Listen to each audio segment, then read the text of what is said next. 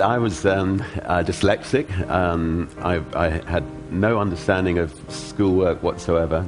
I certainly would have failed IQ tests, and you know, it's one of the reasons I left school when I was 15 years old. And if I'm not interested in something, you know,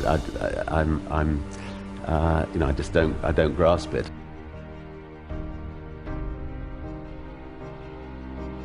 I mean, there's a story about your mother allegedly dumping you in a field at aged 4 and saying, "Okay, walk home." And did this really happen? I mean, she was, you know, she felt that we needed to stand on our own 2 feet from an early age. So she did things to us which now she'd be arrested for. So, yeah, such as, you know, pushing us out of the car and telling us to find our own way to Granny's about 5 miles before we actually got there, and making us go on, you know, wonderful long bike rides, and we're never allowed to watch television.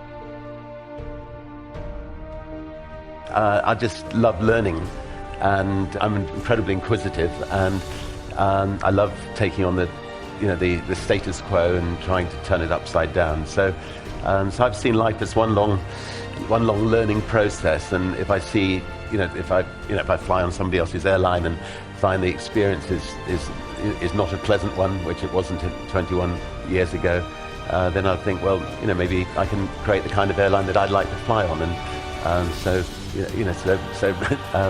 got one sort of second-hand 747 from Boeing and gave it a go.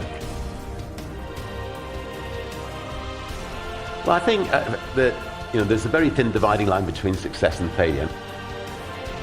We were being attacked by British Airways. They were trying to put our airline out of business, and they launched what's become known as the Dirty Tricks campaign. And I realised that the whole empire was likely to come crashing down unless I chipped in a chip. And in order to protect the jobs of the people who work for the airline and protect the jobs of the people who work for the record company, I had to sell the family jewelry to protect the airline.